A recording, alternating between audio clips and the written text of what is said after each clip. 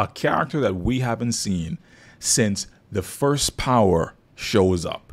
And I was not expecting this one to appear at all. And I think the reason that they appeared is because, what's up everybody, Just Be here, and I'm breaking down the latest episode of Power Book 44 Season 2 Episode 6, titled Here Be the Monsters. We're diving right into the episode, and let's go. This episode starts off with the entire world reacting to the news about Walter Flynn's death, which has officially been labeled as a homicide. And we start off by seeing him in the morgue and Claudia IDing his body in front of the morticians. We then switch over to the side of law enforcement, who's also learned about Vic Flynn's involvement in his father's death. So the task force knows exactly who did it because Vic is now playing along with them in order to cut himself an immunity deal to give everyone over to the police. And so right now, Vic is going to be high value target #1 on the streets when he's found out. And law enforcement is hard on him. They're like, listen, we ain't playing around. We don't just want to get these people arrested. We want to get these guys convicted. We've seen what's happened in the New York field offices. We've seen what's happened in other districts, and we have not been able to lock down when it was the old organization back in New York with Ghost and Tommy. We gonna get Tommy now. We want convictions. We want CBI. We want to clean up the streets of Chicago. We're tired of this foolishness. And so Vic right now is high value target #1. So now Vic's role is to infiltrate all of the other organizations that he spent most of the season kind of being distant from and building a connection to help give law enforcement something that'll turn them over. So he gets his immunity deal and he can go off into the wind and disappear. Tommy learns of Walter Flynn's death through Diamond, and they're planning on how they can be able to take over not just the little piece of the map that they had before, but how they can get all of Chicago now. That's up for grabs. And so again, remember, the beginning part of this season was all about Tommy saying he wants to be the top of the food chain. Like he wants to be the guy. He doesn't want to deal with all these middlemen anymore. So his competition's getting cut out, and he's just growing more and more ambitious as we continue to go on. Hold on real quickly. You guys want to see something crazy? Over 99% of you guys that watch my content are not subscribed. So I'm asking real quickly, if you don't mind, just hit the like button and hit subscribe real quickly. I'd love to keep on giving this content to you guys, and lets me know that people actually are interested. Feel free to do that, man. Really appreciate it a lot. Would help me out a long way in growing my small channel. Thanks. Now back to the video. All throughout this episode, we see the tides begin to turn within the factions of the CBI organization, where you have treason, and then you have Tommy and Diamond, who just essentially just taken over the title of CBI at this stage. And so now, because of Jenard's innate issues that he's been suffering with in terms of abusing the product, now we're getting to a place now Diamond had to step in and help clean up his little brother and help him get his act together. And he's only able to do that through the revelation that Shanti gives to him that, listen, Jenard's off his rocker. Like, he's on the stuff and he's just not the same person and he needs help. I know you're beefing. I know you guys aren't the same, but at the end of the day, he's still your brother and he's my man, and he needs somebody right now to bring him under control. And that's exactly what Diamond does. He shows up for him as his brother. He shows up and helps him out and helps get him cleaned up and promises him that I can get you back into the game with me and Tommy, but you gotta drop all that other crap that you were into before, and we're gonna come together and make this money. And so Jenard he decides to drop his beef with Tommy. He decides to put away the product, and I gotta give a shout out to the actress who plays Shanti, because the way she's portraying the character, I wasn't expecting for her to turn around and become the villain, because all throughout it she's been playing the role of this supportive partner who is just trying to be there for Jenard. And at the end of the day, he finally gets his act cleaned up, and he's coming back to being able to create a bridge with his brother and with Tommy and getting back to the place where he used to be. And now she comes and flips the script, and it's like, yeah, so now that we got you back in there, now we gonna take out Tommy, because ain't no reason that this white guy is supposed to be able to come in here and take over our streets. And so I gotta say, that was some really brilliant writing, because I did not see that coming. I did not see her being the one that's gonna flip the script and become the villain of the show. I thought she was just going to be a sideline character who interacts with Jenard, and that's about it. So, but we also know, I mean, you can't come up against the protagonist of the show and expect to be around much longer. But she did have a lot more presence in this episode than usual, and that should have been an indicator right now for us to know that, keep an eye on her. Something's going on. So now we got to watch and see what happens next, because she is now someone who is going to have a lot of heat on her, because what are her overall objectives? What is her overall intentions? Yes, she wants to kind of clear the board of Tommy, but beyond that, what happens? I mean, that's Diamond's partner in the business. Not just as Jenard now back into the game too, but that's also Diamond's partner. And that's why I ultimately believe that there's gonna be a rendezvous and all of these heads are gonna come together without Tommy and decide to essentially go against him and oust him from the organization. And it's a very good possibility that might happen by the end of the season, that Tommy might find himself alone and without support. I gotta say, it was very hilarious to see Jenard have to come back to Tommy and tell him, man, I respect how you move. You know, I was foolish before, man. I respect your hustle and all that kind of stuff. I was just like, look at this guy just sucking up. I mean, this is just, man, this is beautiful. But it was also kind of sad because it's like, you know, he probably doesn't really truly feel that way. He just feels this way now because he's had to take crap for so long. And now he has no choice but to come and bow down to Tommy. And that's why I think ultimately having Shanti in his ear on one side and then still having his brother on his ear on the other side is going to be a conflict for him and what he's ultimately going to do. And so, man, the way they're fleshing out the character of Jenard to have so many different layers is just, it's really amazing. And then I constantly keep seeing this weaving of characters and how they're making such shifts in every episode. And they are really doing a great job of trying to get us to land on the fact that not everything is how it seems. And not everything's going to end up the way we think it is. And I don't know. I do think, again, we're building to an ultimate decision point at the end of the season where my prediction is Tommy will more than likely have to sever ties with CBI, or Diamond's going to pick his brother and Shanti over it and force him out. So after they make peace, you can see Tommy, he accepts it, but he's like, you know, I'm still going to keep my eye on you because I'm not really 100% down with this, but only because Diamond's kind of bringing it back into the fold. And then Tommy, he's no fool. I mean, he senses something's up on additionally beyond what these guys are saying. And Tommy is someone who's used the product himself. So you can't be trying to fool someone who's already done this thing and make it seem like you're all clean. So if Jenard doesn't keep his act together in terms of using the product, Tommy's going to find out and he's going to make a decision quickly on that one. And that is where I believe the divide between him and Diamond's going to happen.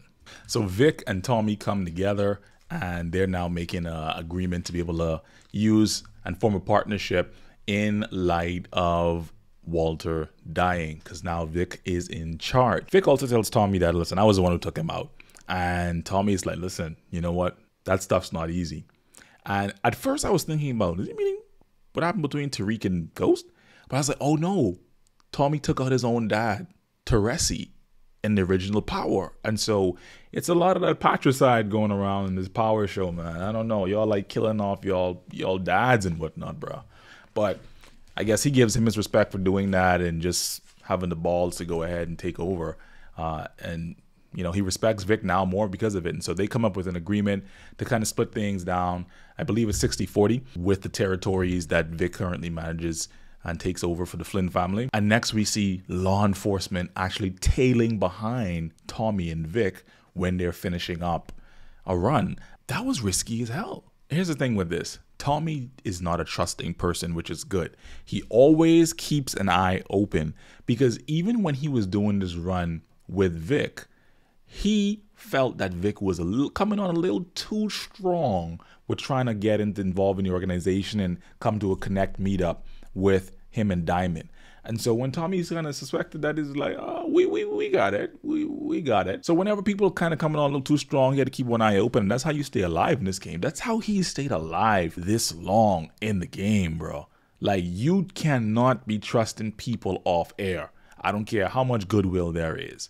And I don't want us to get too distracted from this whole storyline that's been going on with Diamond and training Leon and his mom, Gianna, also being involved, and you seeing them having a little bit of a connection. I mean, that's very intentional that they're trying to set that up for. And so we see in this episode here where the dad actually gets involved. So they didn't know, well, we didn't know that Gianna actually had a man. Now, we don't know if that's a husband or just her boyfriend, but obviously it's Leon's dad. And so we look in his episode and see he's abusive. And so obviously that's a catalyst for, of course, Diamond, who is a championship boxer, to go ahead and get involved later on in the episode to defend this newfound family he seemed to have, has a connection with.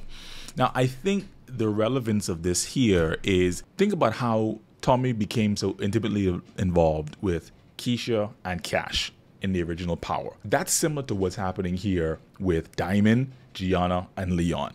So he's building his own little family right now, because keep in mind, he just lost his dad. As far as he was concerned, his brother and him are on the outs, but he still loves his brother and will do anything for him. So now we see them fortifying this family structure around him that, okay, if I can step in and be the protector, and if I can step in and be the provider, which causes him to make the decision to go ahead and tell Jamal, which is Leon's dad and Gianna's boyfriend, to leave town after he caught him messing with another woman and also being abusive towards Leon. And now that he's going to be out of the picture, let's watch and see where it goes. I mean, he now has a direct line to be able to build a family unit with them and obviously have a deeper relationship with Leon's mom.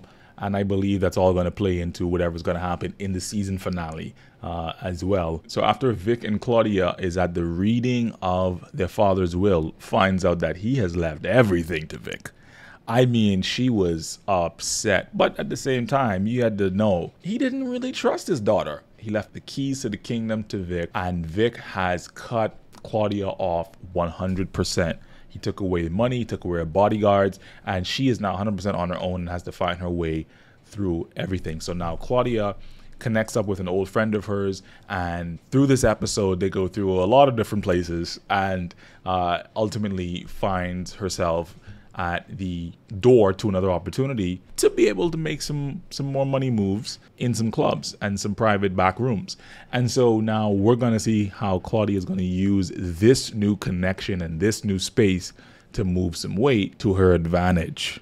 I don't know if you guys have been feeling it the way how I felt it, but even though the Serbs have been this malicious presence in the background for most of this season, I think this was the one episode where I really took them more seriously. You see, what was happening on both sides was, on one hand, you have Diamond was actually meeting with Mirkovic and trying to pay him off whatever Gennard owed for him and say, just leave him alone, man. Here's your money. You're good. Mirkovic isn't even taking the cash at this point. He's like, bruh, what you trying to give me? The projects are worth way more than that. The fact that Tommy doesn't even know Diamond's there trying to make this deal with Mirkovic is also another thing we have to talk about. And then later on in the episode, when Tommy now decides to make that meeting with Mirkovic and let him know that, listen, with Walter Flynn gone, we're trying to expand our reach up into the north side.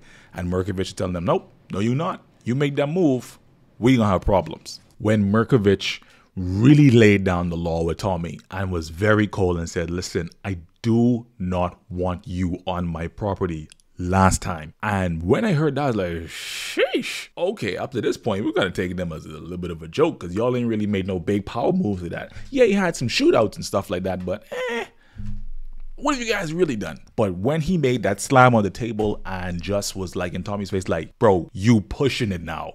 Like, I was like, okay. Yeah, Tommy, you think you two are invincible at this stage. All right, you need to pull it back.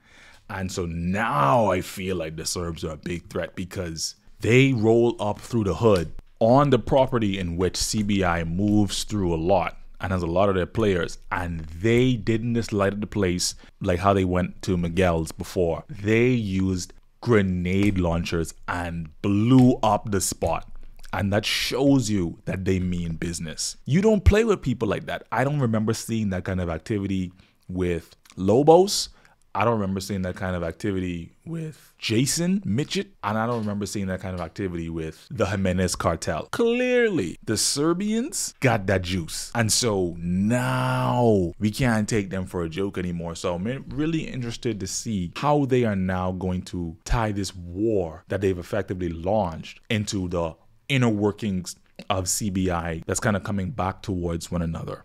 And in this episode, we see now the relationship that has been happening between Tommy and Mayra finally being able to become more serious. And we now see help her pick out a car after he taught her how to drive a car.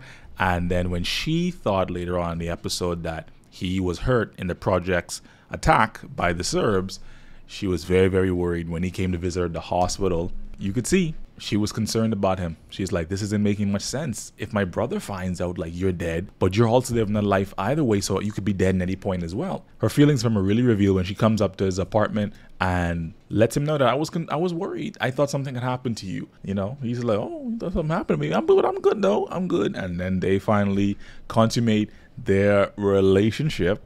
It's within this particular scene that probably the most interesting thing that I think, in my opinion, happened in this episode. And I'll explain why.